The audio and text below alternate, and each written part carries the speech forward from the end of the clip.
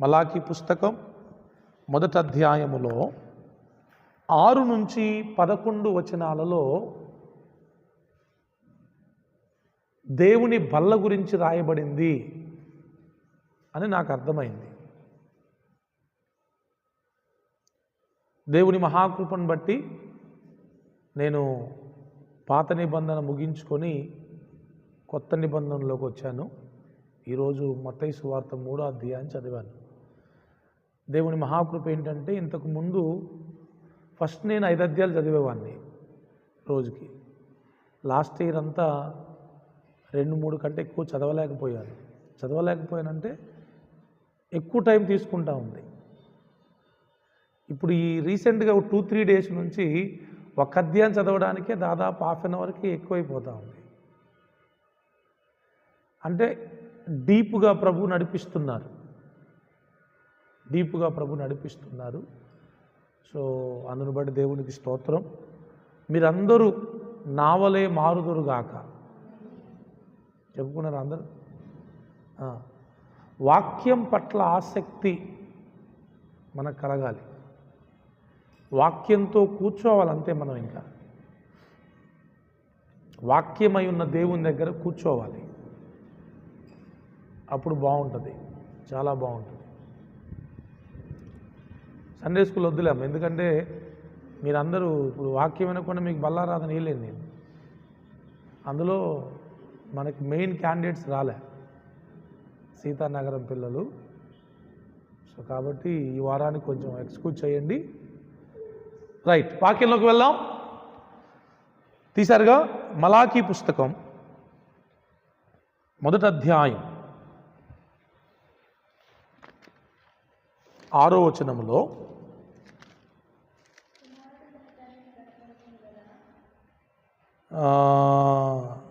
ఒక ప్రశ్న ఉంటుంది. రైట్, ఒక ప్రశ్న ఇక్కడ వచ్చేసింది మీకు.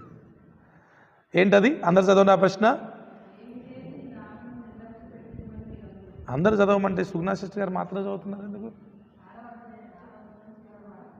1వ అధ్యాయం 6వ వచనములో చివరి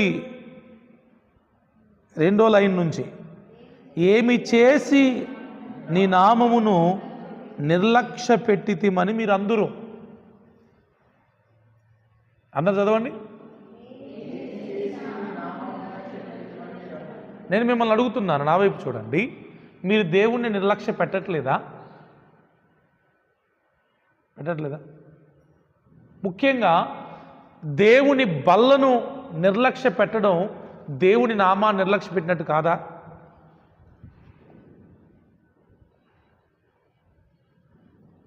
మీరు అబద్ధం ఆడకుండా చెప్పండి. మీ మనస్సాక్షి మీద మీరు ఆనుకొని చెప్పండి. ఎంతమంది దేవుని బల్ల, ప్రభు బల్లారాధన, లార్డ్ సప్పర్ అంటే మీకు జాగ్రత్త ఉంది? నాకు తెలిసి చాలామంది దేవుని బల్లను నిర్లక్ష్య పెడుతున్నట్టు అనిపిస్తుంది. Many are neglecting Lord supper. దేవుని బల్లారాధనను, యేసయ్య శరీరమును, యేసయ్య రక్తమును తీసుకోవడానికి నీ మనసు నిర్లక్ష్యంగా ఉంది అంటే, నీ హృదయం నిర్లక్ష్యంగా ఉంది అంటే, నీవు దేవుని నామాన్ని నిర్లక్ష్య పెడుతున్నావని నేను అంటున్నాను. మీరు కాదంటారా? ఈ రోజున చాలామందికి దేవుని బల్లంటే నిర్లక్ష్యమైపోయింది. People are not interested. ఆసక్తి చూపెట్టట్లేదు. ఎంత ఆసక్తి ఉండాలి ప్రభు శరీరాన్ని తీసుకోవడానికి, ప్రభు రక్తాన్ని తీసుకోవడానికి? ఎప్పుడొచ్చిద్దా బల్లారాధన అని ఎదురు చూడాలి. ఎందుకు వచ్చిందా అన్నట్టు చూస్తున్నారు. అప్పుడే వచ్చిందేంటి? భయం. మంచిదే కానీ అది పవిత్రమైన భయం ఉండాలి, పవిత్రమైన భయమై ఉండాలి. చాలామంది బల్లలో చేయి వేయడానికి వెనకాడుతున్నారు, దూరంగా ఉంటున్నారు. That means they are neglecting. తప్పు, అస్సలు మంచిది కాదు. మీరు ఏ విషయంలో నిర్లక్ష్యంగా అయినా ఉండండి, కానీ ప్రభు బల్ల విషయంలో మాత్రం దయచేసి నిర్లక్ష్య స్వభావం మంచిది కాదు. మీరు ప్రభు బల్లను నిర్లక్ష్యం చేస్తున్నారు అంటే ఖచ్చితంగా దేవుని రాజ్యాన్ని కూడా మీరు నిర్లక్ష్యం చేస్తున్నారని అర్థం. ప్రభు బల్లను సమీపించడానికి మీకు ఏది అడ్డుగా ఉందో దాన్ని తీసేసుకోండి, దాన్ని దూరం చేసుకోండి. అంతేకాని ప్రభు బల్లని దూరం చేసుకోవద్దు, ప్రభు బల్లకి మీరు దూరం అవ్వద్దు. అట్లని ఎలా పడితే అలా వేయొచ్చా బలలో చెయ్యి? నో. మరి అట్లని వేయకుండా ఉంటారా? అది కూడా నో. మరేంటి ప్రాసెస్ ఏంటంటే, పద్ధతి ఏంటంటే, విధానం ఏంటంటే, ప్రభు బల్లకి అడ్డుగా ఉన్న వాటిని తొలగించుకో, ప్రభు బల్లకి అడ్డుగా ఉన్న వాటిని దూరం చేసుకో, వాటికి నువ్వు దూరమైపో. అంతేగాని దేవుని బల్లను నిర్లక్ష్యం చేయడం ఏమాత్రం మీకు మంచిది కాదు. నిర్లక్ష్యంగా చెయ్యి వేసిన ఇస్కరియోతు యూదా ఏమయ్యాడో మీకు తెలుసు. ఇక్కడ ఇద్దరుంటారు ప్రభు బల్లను నిర్లక్ష్యం చేసేవారు. 2 రకాల ప్రజలు ఉంటారు. నెంబర్ 1, బాప్తిస్మం తీసుకోలేదు కాబట్టి నేను బల్లలో చేయి వేయట్లేదు. ఇది మొదటి రకం. వాళ్ళకి హెచ్చరిక ఏంటంటే, అర్జెంటుగా ఇమ్మీడియట్లుగా మీరు బాప్తిస్మం తీసుకోవాలి, ఇప్పటికే ఆలస్యమైంది, ఇంకా చూద్దాములే అనే రోజులు కావివి. ఎందుకు ఆగుతున్నావు? నువ్వు బాప్తిస్మం తీసుకోకుండా ఎందుకు ఆగుతున్నావు? ఇక్కడ బాప్తిస్మం తీసుకొని వారు నాకు 3 కనబడుతున్నారు. చిరంజీవి బ్రదర్, శ్రావణక్క, పార్వతక్క.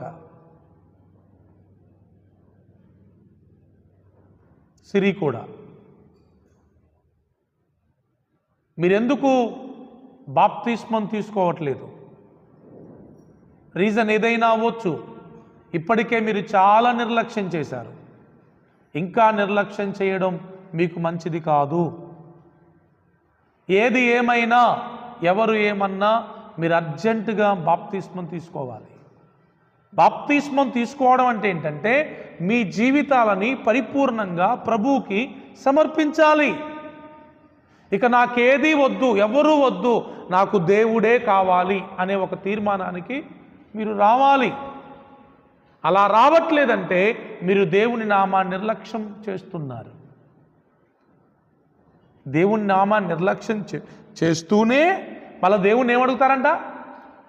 ఏమి చేసి మేము దేవుని నామాన్ని నిర్లక్ష్యం పెడుతున్నామని అడుగుతారంట. అందుకే ప్రభు మాట్లాడుతున్నారు, ప్లీజ్ డోంట్ నెగ్లెక్ట్ బాప్టిజం. బాప్తిస్మాన్ని నిర్లక్ష్యం చేయొద్దు. అర్థమవుతుందమ్మా? రీజన్స్ ఏమైనా అవ్వచ్చు. కేటగిరీ 2, నెంబర్ 2 ఎవరంటే, బాప్తిస్మం తీసుకొని కూడా అసలు బల్లారాధన అంటే లెక్క లేకుండా చర్చికి రానోళ్ళు. ఈరోజు చాలామంది రాలా, బల్లుంటుందని తెలిసి కూడా మందిరానికి రాలా. వాళ్ళు ఎంత నిర్లక్ష్యం చేస్తున్నారో దేవుణ్ణి. ఖచ్చితంగా దేవునికి వారు లెక్క చెప్పాలి. ఫలానా వారం మన చర్చిలో బల్లుంటుందని తెలిసి కూడా మందిరానికి రాకపోవడం, అసలు మందిరానికి రాకపోవడమే భయంకరమైన నిర్లక్ష్యం. అట్లాంటిది బల్లారాధన రోజు కూడా రాకపోవడం ఇంకా భయంకరం. వాళ్ళు దేవుని ఎదుట లెక్క చెప్పుకోవాలి. 3వ రకం, 2 అన్నాను, 3 వస్తుంది. 3వ రకం, మందిరానికి వచ్చి కూడా బల్లలో చెయ్యి వేయని వారు ఉంటారు, వారు మరీ దారుణం. వాళ్ళు బాప్తిస్మం తీసుకున్నారు, మందిరానికి వచ్చారు, తన పక్కన వాళ్ళు వేస్తున్నా వీళ్ళు మాత్రం బల్లలో చెయ్యి వేయరు.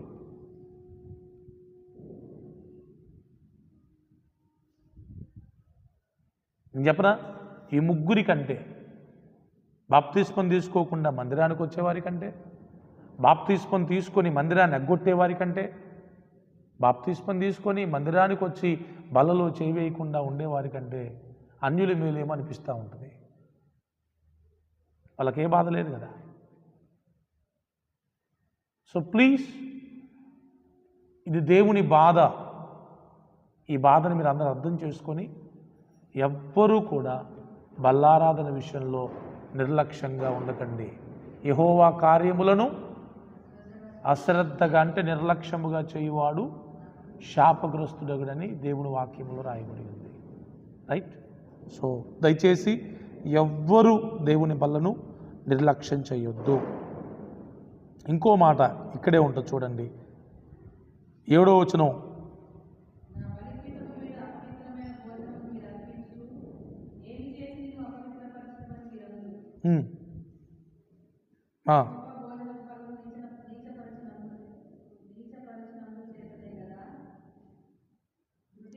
చాలు చూడండి, ఇక్కడ దేవుని యొక్క బల్లను అపవిత్రపరచడం, నీచపరచడం. 7వ వచనంలో 2 మాటలు దొరికినాయి. ఫస్ట్ 6వ వచనంలో ఒక మాట ఏంటంటే దేవుని బల్లను నిర్లక్ష్యం పెట్టడం. ఇప్పుడు రెండోది ఏంటి? అపవిత్రపరచడం, నీచపరచడం. దేవుని బల్లను అపవిత్రపరచడం అంటే ఏంటి? రెండో క్వశ్చన్ ఇక్కడ మీకు వచ్చింది. నేనే చెప్పేస్తాను మీ అందరికీ, ఇంకా మీరు రాసుకొచ్చేది ఏముంది? సరే, దేవుని బలను అపవిత్రపరచడం అంటే ఏంటి?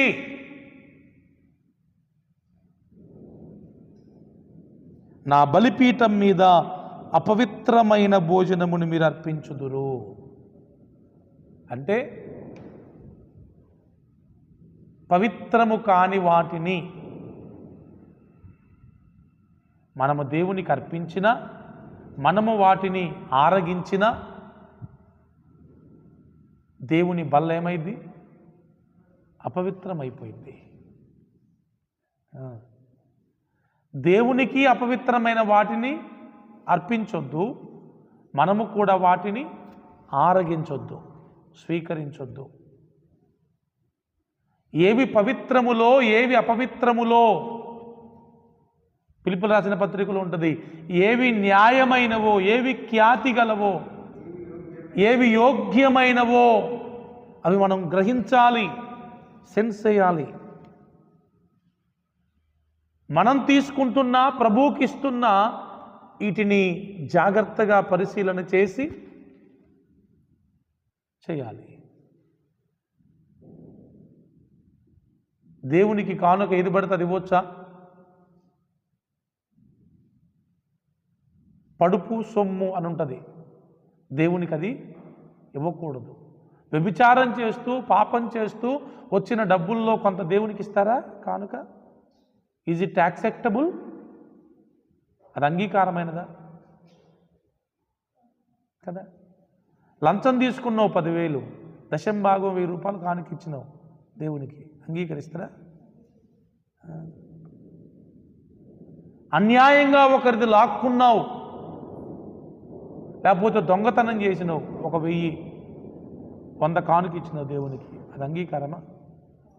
మరి ఇవన్నీ దేవుని బల్లను అపవిత్రము చేసే కార్యాలు. మూడవది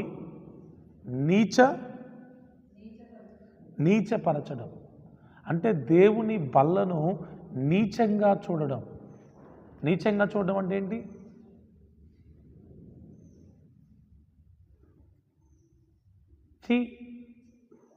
చీప్గా చూడడం. నీచంగా చూడడం అంటే దేవుని బల్లను చీపుగా చూడడం. కొంతమందికి ధైర్యం ఉంటుంది, ఏంటి ఏం కాదులే, ఉన్నారు మన సంఘంలో అట్లాంటి వాళ్ళు కూడా. పిచ్చి పిచ్చిగా బ్రతుకుతారు, వచ్చి హాయిగా మళ్ళీ మోకరిస్తారు అక్కడ బల్ల కోసం. అంటే వాళ్ళు ఏం చేస్తున్నారు? చీప్గా చూస్తున్నారు. ఏం కాదులే, ఎట్టయినా ఉండొచ్చు, బల్లలో చేయవేయొచ్చు అనే నీచమైన బుద్ధి. అది చీప్ మెంటాలిటీ. అంటే ఘనమైన దానిని నీచముగా చూడడం. ఏవి ఘనములో ఏవి నీచములో మనకు తెలియాలి. మనోళ్ళు ఘనమైన వాటినేమో నీచంగా చూస్తారు, నీచమైన వాటినేమో ఘనమైనగా చూస్తారు. తప్పది. దేవుని బల్లను ఎప్పుడు నీచంగా చూడొద్దు, చీప్గా చూడొద్దు.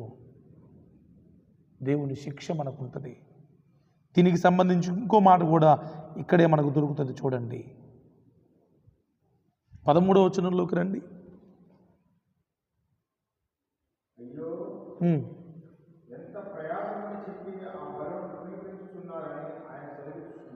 తృణీకరించడం. మూడో మాట ఏంటి? ఇవన్నీ మీరు రాసుకోవాలి. ఎన్ని మాటలు చెప్పా ఇప్పుడు మీకు నేను? 3. ఫస్ట్ నిర్లక్ష్య పెట్టడం, రెండవది అపవిత్రపరచడం, మూడవది నీచపరచడం, నాలుగవది 4 మాటలు చెప్పా. తృణీకరించడం అంటే ఏంటి చెప్పండి? నాకు వద్దు అని తృణీకరించడం, రిజెక్ట్ చేయడం. దేవుని బల్లను వద్దు అనుకునే అంత గొప్పలా మీరు? మళ్ళీ దానికి గ్రేట్గా ఫీల్ అవుతారు తెలుసా? సైతాని జ్ఞానం ఇది. చూసినవా, నేను తీసుకోవట్లే బల్ల, రిజెక్ట్ చేస్తున్నా. అబ్బా, అదన్న గొప్ప బుద్ధి లేనితనం. అది అలిగి అన్నం తిన్నట్టు ఉంటుంది. అది అలిగి అన్నం తిన్నట్టు ఎట్టుంటుంది? అలిగి అంట నాకు అన్నం వద్దు. ఆహా, ఇది పెద్ద గ్రేటా? బుద్ధి లేనితనం అది. ఇంకొంతమందికి ఇట్లాంటి చేష్టలు పో, ఇంకా పెద్దోళ్ళైనా ఇట్నే ఉంటాయి. అసలు అలుగుడే తప్పు, మళ్ళీ అలిగి అన్నం మానేయడు. అబ్బా, నో. దేవుని బల్లను నేను తీసుకోవట్లా అని గ్రేట్గా రిజెక్ట్ చేయడం, అది గొప్ప ఫీలింగ్గా మారడం చాలా పొరపాటు. అది పేతురులాగా. పేతురు ఏమన్నాడు? ఏమన్నాడమ్మా? నా పాదాలు కడగొద్దయ్యా నువ్వు. అబ్బా, ఇది పెద్ద గ్రేట్ లాగా. యేసుప్రభు ఏమన్నాడు? నేను కనుక నీ పాదాలు కడగలేదు అనుకో బిడ్డ, అసలు సంబంధమే లేదు. అప్పుడు బుద్ధి వచ్చి అయ్యా దండం పెడతాయి, మొత్తం కడుగు. పాదాలే కదయ్యా, మొత్తం కడుగు. మరి అది మన బిల్డప్లు, మన హెచ్చులు దేవుని దగ్గర వద్దు. కొంతమంది మరీ ఆత్మీయులుగా మారిపోయి అసలు అమ్మో, అసలు యేసుప్రభు కంటే వీళ్ళు గొప్ప వాళ్ళని కాక ఫీల్ అవుతారు. అంత అవసరంలా. యేసు లాగుంటే చాలు. యేసయ్య కంటే ఎక్కువ భక్తి ఎవడు చేయలేడుగా. చేస్తారా? మరి యేసుప్రభు కంటే గొప్ప భక్తి ఎవరు చేయలేరు. చేయాలని ప్రయత్నం కూడా చేయకండి, మంచిది కాదు. మొత్తానికే పోయింది. ఎంత ఉండాలో అంతలోనే ఉండాలి. ప్రభు వచ్చి పాదాలు కడుగుతానయ్యా అంటే పెద్ద పేతురు బిల్డప్ ఏంటంటే, ప్రభు నువ్వు నా పాదాలు కడగడం ఏంటయ్యా? ఇప్పుడు యేసు ప్రభు కూడా నా బల్ల తీసుకో, నా రక్తం తీసుకోమంటే వద్దులే ప్రభు, వద్దులే ప్రభు. ఏంటొద్దు? ఇది తీసుకుంటే నువ్వు బతుకుతావు. యోహాను సువార్తలో ఏముంది 6వ అధ్యాయంలో? ఈయన రొట్టెను తిని ఈయన రక్తమును త్రాగువాడే నిత్యజీవం గలవాడు. మరి వద్దంటవేంది నువ్వు? మళ్ళీ వద్దంటూ కూడా ఎట్ట మళ్ళీ గొప్ప ఫీలింగ్తో వద్దులే ప్రభువా. తృణీకరించొద్దు. Don't reject.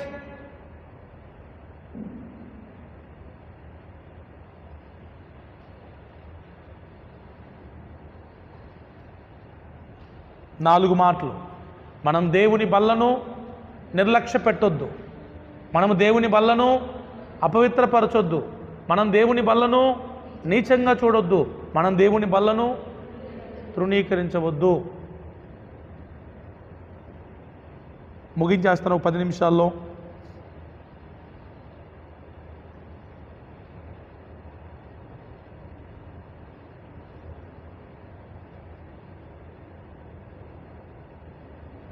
మన దేవుడు ఎలాంటి వాడు? 11వ వచనం.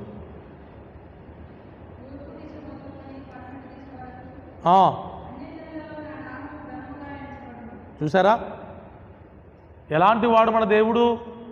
తూర్పు దిశ మొదలుకొని పడమటి దిశ వరకు అన్యజనుల్లో ఉన్న నామం కనుమగాంచబడును.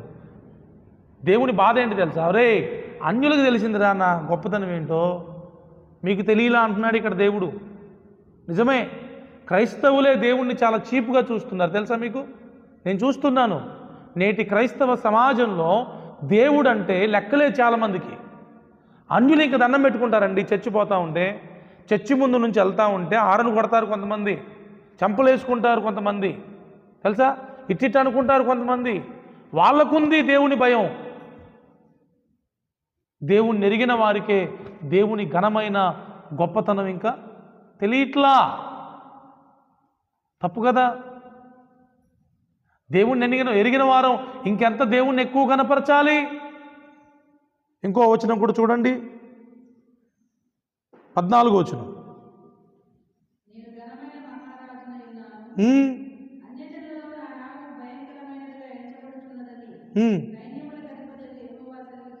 ఏం చెప్తున్నారు దేవుడు? నేను ఘనమైన మహారాజునై ఉన్నాను, అన్యజనుల్లో నా నామం భయంకరమైనదిగా ఎంచబడుచున్నది. ఆ ఎరికో పట్టణం కూలిపోయిన తర్వాత ఆ రాహాబు ఆ ప్రాంతానికి వెళ్ళినప్పుడు రాహాబు ఇచ్చిన సాక్ష్యం ఏంటి తెలుసా? అయ్యా మీరు చేసిన ఏంటి, మా గుండెల్లో భయం మొదలైందయ్యా. అబ్బు ఈవునికి అసలు హోప్స్ లేవు, మాకు అర్థమైపోయింది ఖచ్చితంగా మీరు ఈ పట్టణాన్ని జయిస్తారని వాళ్ళకి అర్థమైపోయింది. దేవుని భయం ఆ చుట్టుపక్కల ఉన్న రాజ్యాలకు తెలిసిపోయింది. మనకు తెలియట్లా ఇంకా దేవుని బిడలమైన మనకే దేవుని గొప్పతనం మనకు తెలియట్లా. అందుకే కింద అంటాడు దేవుడు చూడండి, కాబట్టి తన మందలో మగది ఉండగా యెహోవాకు మొరుగుబడి చేసి చెడిపోయిన దానిని అర్పించు వంచకుడు శాపగ్రస్తుడు. దేవునికి ఏది పడితే అది అర్పించవచ్చా? ఏది పడితే అది చెల్లించవచ్చా? ఇచ్చి శాపగ్రస్తులు వస్తుంది తెలుసా మీకు? చాలా విచిత్రమైన మాట ఇది. ఇయ్యక శాపగ్రస్తులు అయితే అది వేరు, కానీ ఇక్కడ ఇచ్చి శాపగ్రస్తులు అవుతున్నారంట. కయ్యూని బలర్పించాడా లేదా? దేవునికి బలిచ్చాడా లేదా? ఇచ్చేమయ్యాడు. ఇంక ఇవ్వకపోతే బాగుండేమో అనిపిస్తుంది కొన్నిసార్లు. అనవసరంగా కయ్యూను బలిచ్చి మరీ శాపగ్రస్తుడయ్యాడు, ఇవ్వకపోతే బాగుండేమో అనిపిస్తుంది. అట్లా నీవు కూడా ఉంటారా? కొంతమంది కన్నింగ్ మైండ్ అండి. ఇవ్వకుండా శాపగ్రస్తులు అయ్యే వాళ్ళు ఉన్నారు, ఇచ్చి శాపగ్రస్తులు అయ్యే వాళ్ళు ఉన్నారు. కానీ మనం మూడో రకంగా ఉండాలి. ఏంటి? దేవునికి ఇచ్చి శాపగ్రస్తులం అవ్వకుండా దీవెన ఆశీర్వాదం వారసులం అవ్వాలి. మనం ఇవ్వాలి, అలాగని ఇచ్చి శాపగ్రస్తులం అవ్వకుండా వారసులం అవ్వాలి. ఇక్కడ ఏమంటున్నాడు? మగది ఉండగా యెహోవాకు మొక్కుబడి చేసి చెడిపోయిన దానిని అర్పించు వంచకుడు శాపగ్రస్తుడు. దేవుని బిడ్డలారా, ఒకప్పుడు ఇంకొక మాట కూడా చదివి నేను ముందుకెళ్తాను, ఒక 5 నిమిషాలు ముగించేస్తాను. చూడండి 8వ వచనం చూడండి. 8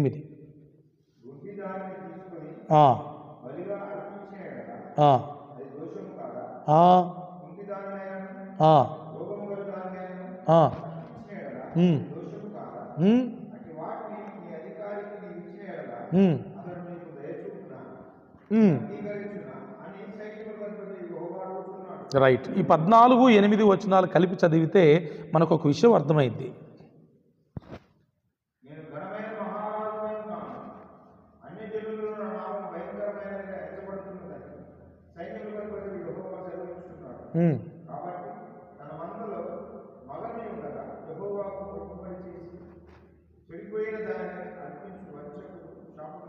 చెడిపోయిన దానిని, ఇక్కడ 8వ వచనంలో ఏముంది? గుడ్డిదాన్ని, కుంటిదాన్ని, రోగము గలదాన్ని తీసుకెళ్ళి మీ అధికారికి మీరు ఇచ్చారనుకో, అంగీకరిస్తారా? ఈ దేవుడు అడుగుతున్న ప్రశ్న. ఇప్పుడు మీ సార్ ఉన్నారు కదా, తీసుకెళ్ళి మీ ఇంట్లో బెండకాయలు దొండకాయలు కాసినాయి, ఇవ్వాలనుకుంటే ఏమి ఇస్తారు? శ్రేష్టమైనవి, మంచివి, లేతవి ఇస్తారా లేదా? ముదిరి పుచ్చిపోయినాయి తీసుకెళ్ళి ఇస్తే ఏమంటాడు? అవసరమైతే నేను ఉద్యోగంలో నుంచి కూడా తీసేస్తాడు. అసలు నేను ఊడి ఇవ్వమన్నాడు. సరే నేను ఏమనలా, ఇత్తన్నావు, ఎలా ఇవ్వాలి? శ్రేష్టమైన వాటిని ఇవ్వాలి. మరి ఏంటి? నీ అధికారే ఒప్పుకోడు కదా, నేను అట్లా ఒప్పుకుంటా అంటాడు దేవుడు ఇక్కడ. ఒకప్పుడు బలిగా పాత నిబంధనలు అర్పించేవేంటి? పశువులు. కానీ ఇప్పుడు మనం దేవునికి మనల్ని మనమే సజీవ యాగముగా దేవునికి అర్పించుకోవాలా. ఇప్పుడు మనమే, అప్పుడు గొర్రెపిల్ల, అప్పుడు మేకపిల్ల, ఇప్పుడు మనమే అర్పించుకోవాలా. ఇప్పుడు మనలో లోపం ఉంటే కనుక, మనలో పాపం ఉంటే కనుక, మనలో ఏమైనా అపవిత్రత ఉంటే కనుక, మనలో ఏమైనా దోషం ఉంటే కనుక మనం అంగీకరించబడతామా? అంగీకరించబడం. అందుకే మనల్ని మనం ప్రభువుకి సమర్పించుకునేటప్పుడు we have to check our self. మనల్ని మనం చెక్ చేసుకోవాలి. నాలో ఏమైనా లోపం ఉందా? నాలో ఏమన్నా పాపం ఉందా? నాలో ఏమన్నా అపవిత్రత ఉందా?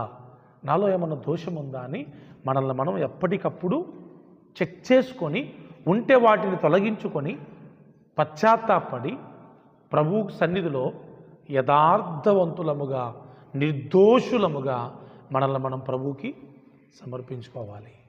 ప్రభువు బల దగ్గరకు వచ్చే ప్రతిసారి ఇలా మనల్ని మనం పరీక్షించుకొని పశ్చాత్తాపడి ఒప్పుకొని మనల్ని మనమే ప్రభువుకి సజీవ యాగముగా అర్పించుకుంటే అప్పుడు దేవుడు మనల్ని అంగీకరిస్తాడు. అంతేగాని మనలో లోపాలు పెట్టుకొని, మనలో పాపాలు పెట్టుకొని, మనలో దోషాలు పెట్టుకొని మనము చెడిపోయి ఇక తీసుకో ప్రభువా నన్ను అంగీకరించాయి అంటే అంగీకరిస్తాడా? శాపగ్రస్తులమవుతాం.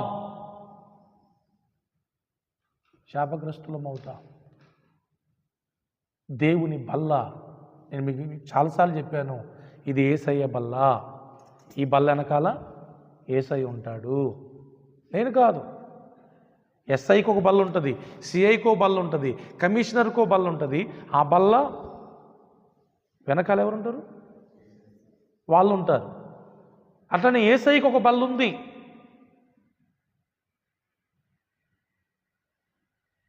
వాళ్ళ దగ్గరికి, అధికారుల దగ్గరికి వెళ్ళినప్పుడు వాళ్ళు వెనకాల కూర్చొని బల్ల ముందు ఉంటుంది, అక్కడ వాళ్ళు చేతులు కట్టుకొని నిలబడతారు.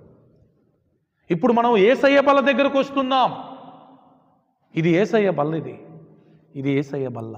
ఇంకో ఇక్కడ ఉన్నాయి ఇవి, ఇక్కడ యేసయ్య ఉన్నాడు, మీరు అక్కడ వస్తున్నారు. ఇప్పుడు అక్కడ మోకరిస్తారు కదా బల్లకి. మోకరించినప్పుడు మీ తప్పిదములు, మీ అపరాధములు అడుగుతాడు. ఎస్ అడుగు, ఏం చేసినావు చెప్పురా, నిజం చెప్పురా అంటాడా? అందా చేతులు ఇవ్వడు, సార్ తప్పైపోయింది సార్, సారీ సార్ అనరా. అట్లా ప్రభు బల్ల దగ్గరికి మనం వచ్చినప్పుడు మనవన్నీ ప్రభు దగ్గర ఒప్పేసుకోవాలి, క్లియర్ చేసుకోవాలి. ఇంకెప్పుడు అటువంటి వాటి జోలికి మనం వెళ్ళకుండా ఉండడానికి తీర్మానం తీసుకోవాలి. అప్పుడు మనము దేవుని సన్నిధిలో అంగీకరించబడతాం. 1:9 చదవండి. దేవుడు మనకు కటాక్షము చూపునట్లు ఆయనను శాంతిపరచుడి, మీ చేతనే గదా అది జరగను. ఆయన మిమ్మును బట్టి ఎవరినైనాను అంగీకరించునా అని సైన్యములకు అధిపతియగు అడుగుచున్నాడు. దేవుణ్ణి ఏం చేయాలంట? ఆయన కటాక్షం మన పైన ఆయన చూపునట్లు మనం ఆయన్ని ఏం చేయాలి? హోమాలు చేస్తే శాంతి వచ్చిద్దా? జనరల్గా బయట అన్యులకి ఏంటి ఇప్పుడు? శాంతి హోమం, ఇంకేదో హోమం. మరి మనకి శాంతి రావాలంటే, దేవుని కటాక్షం మన మీదికి రావాలంటే మనం ఏ హోమం చేయవలసిన అవసరంలా. ఏం చేయాలి? దేవుని సన్నిధిలో పశ్చాత్తాపడాలి, పాపములను ఒప్పుకోవాలి, దోషములను ఒప్పుకోవాలి, అపరాధములను ఒప్పుకోవాలి, సరిచేసుకోవాలి, యేసయ్య రక్తములో కడగబడాలి. అప్పుడు మనకు శాంతి కలుగుతుంది, నెమ్మది కలుగుతుంది. ఓకేనా? సో ఈ విషయాలన్నీ మీరు దేవుని సన్నిధిలో చాలా జాగ్రత్తగా గమనించాలి. చాలామందికి దేవుని బల్ల అంటే అస్సలు భయం లేదు. భయం లేదు కాబట్టే నిర్లక్ష్యం చేస్తున్నారు, భయం లేదు కాబట్టే అపవిత్రపరుస్తున్నారు, భయం లేదు కాబట్టే నీచంగా చూస్తున్నారు, భయం లేదు కాబట్టే తృణీకరిస్తున్నారు, భయం లేదు కాబట్టే చెడిపోయినవి, కుంటివి, గుడ్డివి అర్పిస్తున్నారు. అంటే వాళ్ళలో లోపాలున్నా, వాళ్ళలో పాపాలున్నా, వారిలో దోషాలున్నా అంగీకరించు ప్రభు అని ధైర్యంగా దేవుని బలిపీఠం మీదకి వస్తున్నారు. అలాంటివి అంగీకరించబడవు అనే విషయం మనం గమనించవలసిన వారమై ఉన్నాం. హల్లెలూయా, దేవునికి స్తోత్రం. ఏమైనా అర్థమైందా? నాకు దేవుడు మన్నిచ్చిన ప్రత్యక్షత ఇదే. ఫస్ట్ టైం మలాకీ పుస్తకంలో నుంచి బల గురించి మాట్లాడాను నేను. ఇంతకుముందు చాలాసార్లు చదివాను నేను, కానీ నాకు ఈ విషయాలు అర్థం కాలేదు. కానీ దేవుడు మన ప్రశాంతంగా కూర్చొని చదువుతున్నప్పుడు ఈ విషయాలన్నీ బయలుపరిస్తే చక్కగా నోట్ చేసుకున్నాను. మనమందరం ప్రభువు బల్ల తిని ఆరోగ్యం పొందుకోవాలి. ఆమె చెప్పండి, అవునా? ప్రభువు బల్ల తిని ఆరోగ్యం పొందుకోవాలి, ఆత్మీయతను పొందుకోవాలి, ఆశీర్వాదాన్ని పొందుకోవాలి. మరి బలహీనలు అవటం ఏంటి? రోగులు అవటం ఏంటి? నిద్రించడం ఏంటి? ఇందాక చెప్పినగా ఇచ్చి శాపగ్రస్తులు అవడం అంటే అదే. మరి తిని బలహీనలు అవ్వడం, దేవుని బల్ల తిని రోగులు అవ్వడం, దేవుని బల్ల తిని నిద్రించడం, వీటికంటే తినకుండా ఉండడం మంచిది కదా. మనం ఏది చేసినా అర్థవంతంగా చేయాలి, మీనింగ్ఫుల్గా చేయాలి. మనం ఏది చేసినా అర్థవంతంగా చేయాలి.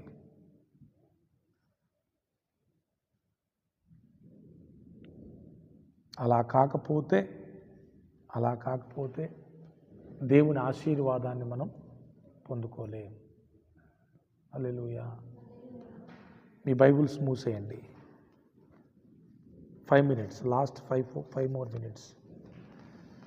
నా బాధ మీకు చెప్తానే. యేసు ప్రభు రక్తం కార్చింది, ప్రాణం పెట్టింది, తన శరీరాన్ని నలగగొట్టుకున్నది, ఆఖరి రక్తపు బొట్టు వరకు కార్చింది పాపులను పరిశుద్ధులుగా మార్చడానికి, నీతిమంతులుగా చేయడానికి, పాపములను తీసివేయడానికై యేసయ్య ప్రత్యక్షమయ్యారు. గోలేంటి దేవుంది? సింహాసనాన్ని విడిచిపెట్టి, మహిమను విడిచిపెట్టి మట్టిలోకి రావడానికి గల కారణం ఏంటంటే, దేవునిగా ఉన్న ఆయన మానవునిగా మారడానికి కారణం ఏంటంటే, పాపం అనే దాన్ని ప్రతి మానవునిలో నుంచి వేర్లతో సహా పీకి పారవేసి పరిశుద్ధాత్మతో నింపి పరిశుద్ధులుగా నీతిమంతులుగా చెయ్యాలి అనేది దేవుని యొక్క ఉద్దేశం, సంకల్పం. మొదటి దశలో ఏముంటుంది? మనం పరిశుద్ధుల మగుటయే దేవుని చిత్తం. మనం పరిశుద్ధుల మగుటయే దేవుని చిత్తం. ఈ రోజున దేవుడు మనల్ని బట్టి సంతోషించాలంటే మనం ఖచ్చితంగా ఆయన ఉద్దేశాన్ని నెరవేర్చే వారమై ఉండాలి. నన్ను బట్టి దేవుడు ఎప్పుడు సంతోషిస్తాడంటే, నేను పరిశుద్ధంగా బ్రతికి పరిశుద్ధంగా సేవ చేస్తే ప్రభు సంతోషిస్తాడు. జీవితం పరిశుద్ధంగా ఉండాలి, సేవ కూడా పరిశుద్ధంగా ఉంటే నెహెమ్యా అనే సేవకుని బట్టి దేవుడు హ్యాపీగా ఫీల్ అవుతాడు. అప్పుడు ఏమంటాడు తెలుసా? నెహెమ్యా నా ప్రియమైన కుమారుడు అంటాడు. బలానమ్మకమైన మంచి దాసుడు అంటాడు. అసలు ఆ మాట నేను పలుకుతుంది నాకు చాలా ఆశ్చర్యంగా ఉంది, నాకు ఒక రకంగా అనిపిస్తూ ఉంది. అంటే ప్రభువు చేత నేను అది పిలిపించుకోవాలి, Nehemiah is my beloved son. నేను ఎవ్వరికి నచ్చినా నచ్చకపోయినా నేను నా ప్రభువుకి నచ్చాలి. ఎలా నచ్చగలను? కేవలం పరిశుద్ధత. ఇంకో మాట చెప్తా వినండి. పరిశుద్ధత అంటే ఏంటి తెలుసా అండి? మన దేహం, మన ప్రాణం, మన ఆత్మ, ఈ మూడు పరిశుద్ధంగా ఉండాలి. కొంతమంది హృదయ శుద్ధి ఉంటే సరిపోయిద్దిలే అంటే మరి దేహం వద్దా? లోపట పరిశుద్ధి ఉంటే సరిపోయిద్దిలే, బయట వద్దా? నో, బయట కూడా కావాలి. ప్రాణము, ఆత్మ, శరీరం మూడు పరిశుద్ధపరచబడాలి. ఎప్పుడైతే ఈ మూడు పరిశుద్ధపరచబడతాయో దేవునికి నివాసమైన యోగ్యంగా మారిపోతావు. నువ్వు జైల్లో ఉంటే దేవుడు నీతో ఉంటాడు. నువ్వు పోలీస్ స్టేషన్లో ఉంటే దేవుడు నీతో ఉంటాడు. నువ్వు పద్మాసు దీపంలో ఉంటే అక్కడ దేవుడు నీతో ఉంటాడు. అరణ్యములోనూ ఉంటే దేవుడు అక్కడ నీతో ఉంటాడు. ఎడారిలో ఉంటే దేవుడు అక్కడ ఉంటాడు. ఇంట్లో ఒక్కనివే ఉన్నావా, దేవుడు నీతో ఉంటాడు. యోసేపుకు దేవుడు ఎందుకు తోడై ఉన్నాడు? ప్రాణం పరిశుద్ధమైంది, శరీరం పరిశుద్ధమైంది, ఆత్మ పరిశుద్ధమైంది. పాపానికి చోటు ఇవ్వాల. ఎంత గొప్ప మనసు అంటే రివెంజ్ తీర్చుకోవాలనే మనసు లేదండి. ఇంకా చెప్పనా, తన అన్నలు తన కాని చేశారు అంటే బాధ పెట్టారు, తిరిగి బాధ పెట్టలా యూసోపు. పోతీఫర్ భార్య బాధ పెట్టింది, తిరిగి మరలా బాధ పెట్టాలనుకోలా. అవునా? అనుకున్నాడా? కలబాబని చెప్తే కొంచెం జ్ఞాపకం చేసుకోండి అంటే వాడు జ్ఞాపకం చేసుకోలే. అయినా వాళ్ళ మీద రివెంజ్ లేదు, వాళ్ళ బాధ పెట్టాలనుకోలా. ఇలా యోసేపు జీవితం మీరు బిగినింగ్ నుంచి ఎండింగ్ వరకు చూడండి. బాధపడ్డాడే తప్ప ఒక్కరిని కూడా తిరిగి బాధ పెట్టలేదు. అది నిజమైన పరిశుద్ధతకు గుర్తది. ఇది నిజమండి, ఇది నమ్మండి మీరు. బాప్తిస్మ ఇచ్చి యోహాను దగ్గరకు వచ్చి అక్కడున్న కొద్దిమంది అడుగుతారు. చూడండి అన్నమాట, చూడండి లూకా సువార్త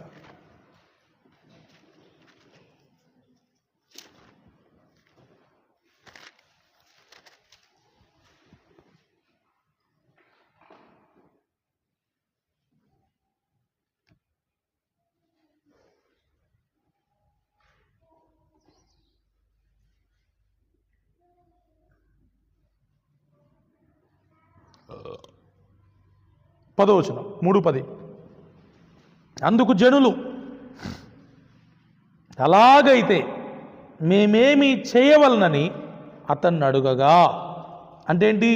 అయ్యా మేము పరలోకం చేరాలంటే ఏం చేయాలా, మమ్మల్ని దేవుడు కొట్టివేయకుండా ఉండాలంటే ఏం చేయాలా అని అడిగినప్పుడు ఆయన చెప్పిన మాట చూడండి. అందుకు జనులు, అలాగైతే మేమేమి చేయవలన అతను అడగగా, అతడు 2 అంగీలు గలవాడు ఏమీ లేని వానికి ఇవ్వవలననియు, ఆహారము గలవాడు అలాగే చేయవలననియు వారితో చెప్పాను.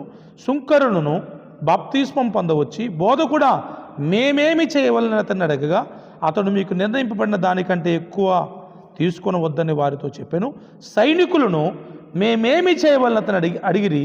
అందుకు అతడు, ఎవనిని బాధ పెట్టకయు, ఎవని మీదను అపనింద వెయ్యకయు, మీ జీతములతో తృప్తి పొందియుందుడని వారితో చెప్పాను. 14వ వచనం మోస్ట్ ఇంపార్టెంట్. ఎవరిని బాధ పెట్టకయు, ఎవని మీదను అపనింద వేయకయు. 2 ముఖ్యమండి. అమ్మా, మీకేమాత్రం రోషం, పౌరుషం ఇట్లాంటి ఏ ఉన్నా ఈ 14వ వచనాన్ని ఛాలెంజ్గా తీసుకోండి. నేను తీసుకున్నాను కాబట్టి మీకు చెప్తున్నా. 100% తీసుకున్నా నేను. ఎవ్వరిని బాధ పెట్టొద్దని అనుకున్నా, ఎవ్వని మీద నింద వేయొద్దు అనుకున్నా, అవసరమైతే ఎవ్వడు బాధ పెట్టినా భరించడానికి సిద్ధంగా నా మనసును ప్రిపేర్ చేసుకుంటున్నా. ఎన్ని నిందలు నా మీద వేసినా భరించడానికి ప్రిపేర్ అవుతున్నా తప్ప ఎవ్వరి మీద నింద వేయాలని కానీ ఎవ్వరిని బాధ పెట్టాలని కానీ నేను అనుకోవట్లేదు. నేను ఏదైతే చేయాలనుకుంటున్నానో that's what I'm telling you, అదే మీకు చెప్తున్నా. ఇది నిజమైన సంపూర్ణమైన పరిశుద్ధమైన జీవితం. పరిశుద్ధమైన జీవితం వేరు, సంపూర్ణమైన పరిశుద్ధమైన జీవితం వేరు. యేసు ప్రభు సంపూర్ణుడు, పరిపూర్ణుడు. మీరు యేసు ప్రభు జీవితం కూడా చూడండి. ఒక్కనైనా బాధ పెట్టాడా? 33.5 సంవత్సరాల జీవితంలో ఒక్కరినైనా డైరెక్ట్గా కానీ ఇండైరెక్ట్గా కానీ యేసు ప్రభు బాధ పెట్టాడా? బాధపడ్డాడే తప్ప బాధ పెట్టలా. రెండవది, ఎవరి మీద నిందేశాడా? నిందలు పడ్డాడే తప్ప నిందలు వేయాల. ఇది ఏ real complete Christian life style. Challenge తీసుకోండి, బ్రతకాలి. బ్రతికితే ఇలా బ్రతకాలంతే, ఇంకా లేదంటే వేస్ట్. ఇంక చిన్న చిన్న బతుకులు, అడపా తడపా బతుకులు, 2 పడవల మీద కాలు వేయడాలు, నులివెచ్చగా కొంతసేపు, వెచ్చగా కొంతసేపు, ఇవన్నీ వేస్ట్. ఇంకా బ్రతికితే కంప్లీట్గా పర్ఫెక్ట్గా ప్రభు కోసం బ్రతికి తీరాలా, అంతే. చేత కాకపోతే ఇంక సైలెంట్గా ఉండిపోవడమే. కానీ దేవుడు గనక మీకు కృపనిస్తే మీరు ప్రభుని అడగాల్సింది ఇదే, ఈ కృపయు ప్రభు అని అడగాల.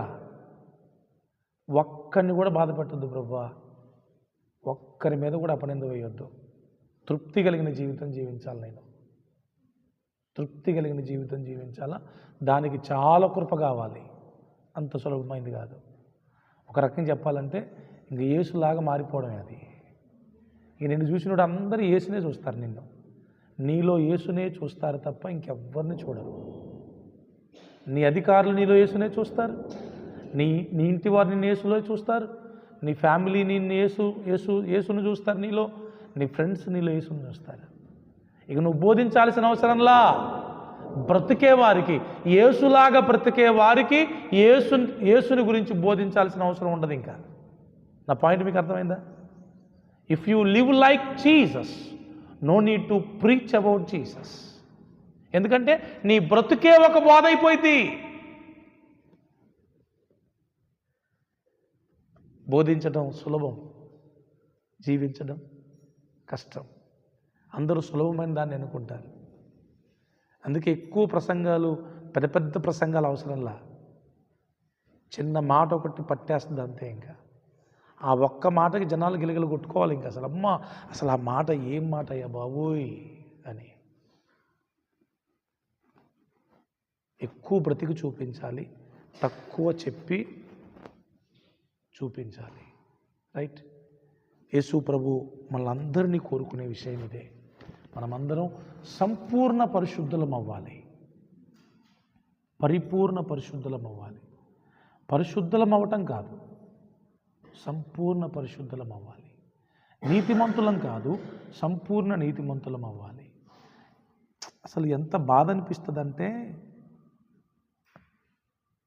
పరిశుద్ధుల్లాగా పోజు కొడతారు, తీరా చూస్తే మొత్తం అపవిత్రతే, మొత్తం అన్యాయమే, మొత్తం అపవిత్రతే. కానీ పోజ్ ఎట్లుంటుంది, స్టిల్ ఎట్లుంటుంది, చాలా బిల్డప్ ఉంటుంది. మొన్న ఒక దైవజనుడు జ్ఞాపకార్థ కూడికలో కొర్నేలి శతాధిపతి, 100 మందికి అధిపతి, కానీ కొంచెం కూడా గర్వం లేదంట, కొంచెం కూడా అహంకారం లేదంట, కొంచెం కూడా పొగరు లేదంట, బిల్డప్ లేదు, అతిశయం లేదు. ఎవరైనా 100 మందికి అధిపతి. ఆయన అన్నాడు, మరి మనం ఎవరికి అధిపతులం కాదు, మన కింద ఉన్నాడా? ఒక్కడు కూడా లేడు. మరి మన బిల్డప్ ఎట్టుంటుంది, మన స్టైల్ ఎట్టుంటుంది, మన మాట తీరు ఎట్టుంటుంది, ఇక మొత్తం వీళ్ళకి నేనే అన్నట్టు ఉంటుంది. నో, 100 మంది మీద అధిపతే నోరు మూసుకొని సైలెంట్గా తన ఇంటి వారందరితో భయభక్తులు కలిగి ఉన్నాడు. బీదలంటే గౌరవం ఆయనకి, పేదలంటే గౌరవం. అందుకే బహుగా ధర్మం చేసే వ్యక్తి, మామూలుగా కాదు, బహుగా ధర్మం చేసే వ్యక్తి. కుష్ఠరోగిని చూడగానే మనం ఫస్ట్ ఏమంటాం? ఛీ అక్కడికి పోంటాం. గణేష్ ప్రభా అన్నాడు, నాకు ఇష్టమే అని అతన్ని ముట్టి అని ఉంటుంది అక్కడ. అతన్ని ముట్టి నాకు ఇష్టమే శుద్ధుడవు కమ్మ నేను పుడతావా నువ్వు? Can you touch A leopard? ఒక లెప్రసీ ఏమంటారు తెలుగులో? కుష్ఠరోగం కలిగిన వ్యక్తిని కెన్ యూ టచ్ హిమ్? యేసు ప్రభు అతన్ని ముట్టి నాకు ఇష్టమే శుద్ధుడవు కమ్మన్నాడు. ఇక్కడుండి మాట చెప్తేనే ఎక్కడున్నాడో బాగుపడ్డాడు. ఎదురంగున్నోడిని ముట్టకుండా బాగు చేయలేడా? హీ కెన్, బట్ ఈ టచ్ డే, అది అవసరం కదా. మన సోకులు, మన అందాలు, మన వ్యవహారాలు, బిల్డప్లు ఇవన్నీ యేసునామంలో పోవాలి, ఖచ్చితంగా పోవాలి. పరిశుద్ధతలో ఇవి భాగం. తగ్గింపు కూడా పరిశుద్ధతలో భాగం. తెలుసా మీకు? తగ్గింపు కూడా పరిశుద్ధతలో భాగం. గర్విష్టి పరిశుద్ధుడు అవుతాడా? ఏ తప్పు చేయకపోవచ్చు, గర్వం ఉంది, పరిశుద్ధుడు అవుతాడా? వ్యభిచారం చేయట్లా, దొంగతనం చేయట్లా, బూతులు మాట్లాడట్లా, అబద్ధాలు చెప్పట్లా, ఏం చేయట్లా, పరిశుద్ధంగా ఉంటున్నారు. కానీ గర్వం ఇంత ఉంది. ఏం గర్వం? నేను పరిశుద్ధుణ్ణి అనే గర్వం. వాడు మహాపాపి. ఆ పరిచయుడు అదే కదా. నేనేలాగా వ్యభిచారి కాదు, నేనేలాగా దొంగను కాదు, నేనేలాగా ఇది కాదు అది కాదు అన్నాడు. చివరికి ఏమన్నాడు? దేవుడు ఏమన్నాడు? అసలు నువ్వు నాకు వద్దురా బాబు, ఆ పాపే నాకు కావాలని వాడిని తీసుకున్నాడు. ఈ పరిశుద్ధుని తోసిపడేశాడు అవతల. అర్థమవుతుందా? ప్లీజ్, భక్తి అనేది ఒక కోణంలో చూస్తే అర్థం కాదు. మరలా చెప్తున్నాను మీకు, భక్తి అనేది ఒక కోణంలో చూస్తే అర్థం కాదు. భక్తి అనేది అన్ని కోణాల నుంచి చూస్తేనే అర్థమైంది మనకి ఏదైతే భక్తి కలిగి ఉన్నామో అది 1% అది, ఇంకా 99% ఉంది. సచ్చేదాకా మనం భక్తిని అన్వేషిస్తూనే ఉండాలి. భక్తిలో రోజు మారు మనసు పొందుతూనే ఉండాలి. మారు మనసు అనేది స్టార్ట్ అయి చచ్చినప్పుడే ఎండ్ అయింది. పరిశుద్ధాత్మదేవుడు ఒకానొక రోజున స్టార్ట్ చేస్తాడు మన జీవితంలో. అప్పుడు యేసు గురించి మనకు తెలిసిద్ది కదా. అప్పుడు మొదలైన మారు మనసు ఎప్పటిదాకా కొనసాగాలి? సచ్చేదాకా కొనసాగాలి. నేను మారినాక బాప్తిజం తీసుకుంటా అంటే అసలు అది రాంగ్ స్టేట్మెంట్. అది మారినాక నువ్వు బాప్తిజం తీసుకునేది ఏంటి? మార్పు కోసమే కదా బాప్తిస్మం. మారు మనసు నిమిత్తము నేను బాప్తిస్మం ఇచ్చున్నా అంటాడు బాప్తిస్మ యోహాను. మారు మనసు నిమిత్తం బాప్తిస్మం. నువ్వు మారినాక బాప్తిజం తీసుకోవడం కాదు. మారు మనసు అనేది ఒక రోజులో మారేది కాదు. అది it's a process, life long process. So అలా ముందుకెళ్దాం. దేవుడు అటువంటి గొప్ప కృప మనకు అనుగ్రహించును గాక. కళ్ళు మూసుకుందాం, ప్రార్థన చేస్తాం.